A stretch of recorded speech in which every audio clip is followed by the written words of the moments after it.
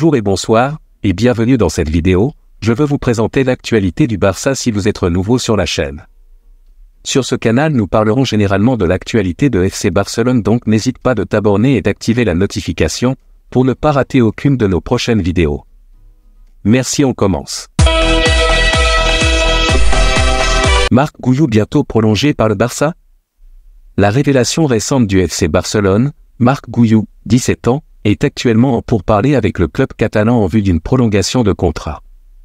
En une seule soirée, Marc Gouhiou est passé de l'anonymat au statut de héros. Le jeune attaquant de 17 ans a offert la victoire au FC Barcelone face à Bilbao, 1-0, en marquant sur son tout premier ballon en tant que professionnel. Selon les informations fournies par Sport, le FC Barcelone est déjà en train de négocier une prolongation de contrat pour Marc Gouhiou, dont le contrat actuel avec le club court jusqu'en 2025. Le quotidien barcelonais ajoute que son prix a connu une montée en flèche. De l'autre côté, Barça, les raisons de la déclaration percutante de Gundogan révélées. Les motivations derrière la déclaration forte d'Ilkay Gundogan après le Clasico contre le Real Madrid ont été mises en lumière.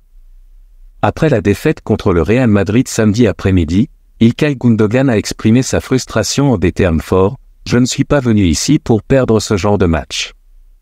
Je viens du vestiaire et il est évident que les gens sont déçus après un si grand match, un match si important et un résultat si impensable. J'aimerais voir plus de colère, plus de déception, cela fait partie du problème. Ils doivent exprimer plus d'émotion quand ils perdent et quand ils savent qu'ils peuvent mieux jouer. Il faut faire mieux dans certaines situations et nous ne réagissons pas. Il faut faire un pas en avant dans ce domaine, sinon le Real Madrid et Gérone vont s'échapper. Je ne suis pas venu ici pour perdre ce genre de match. » Selon Adrien Albay, cette sortie véhémente de l'international allemand aurait été motivée par le fait qu'il aurait surpris certains de ses coéquipiers en train de se divertir avec leur téléphone, en faisant des plaisanteries et en riant. La plupart de l'équipe aurait partagé l'opinion de l'ancien capitaine de Manchester City, notamment Ronald Araujo, Gavi et Inigo Martinez, qui auraient été profondément affectés par la défaite.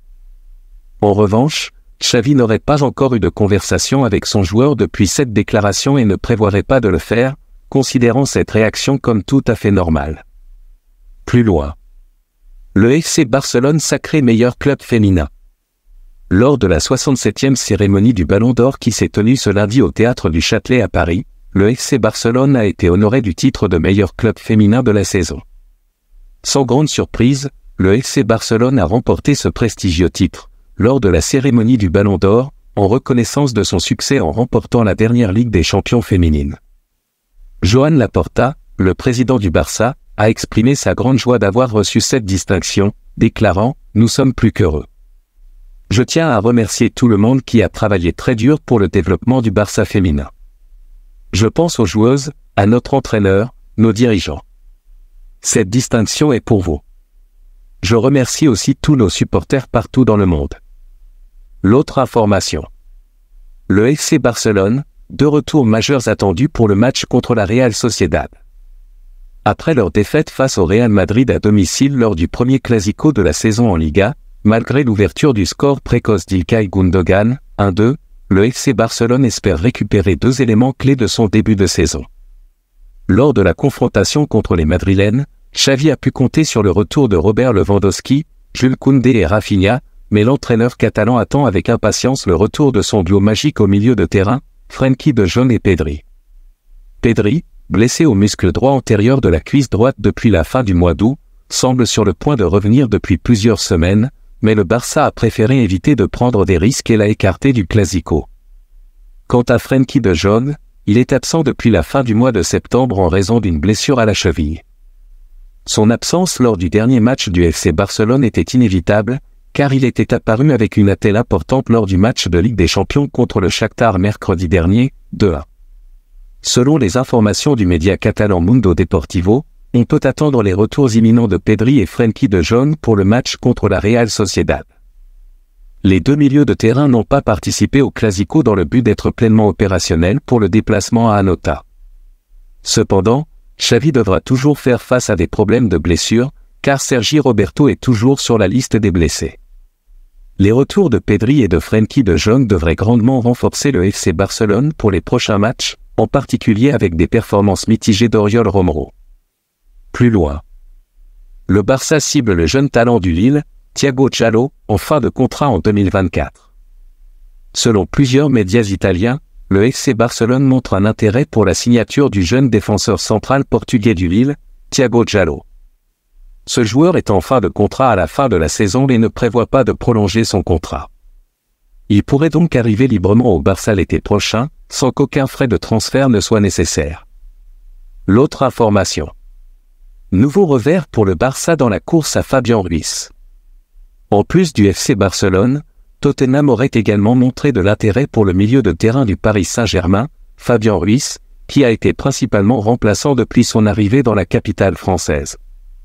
Alors que le compte Twitter Paris Saint-Germain Actualité suggère que l'international espagnol ne souhaite pas quitter le PSG cet hiver, un autre club s'ajoute à la liste des prétendants, selon le média espagnol Fichage.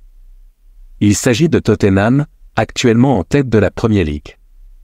En plus de la réticence présumée de Fabian Ruiz à quitter Paris, le FC Barcelone doit désormais faire face à la concurrence d'un autre géant européen dans cette affaire.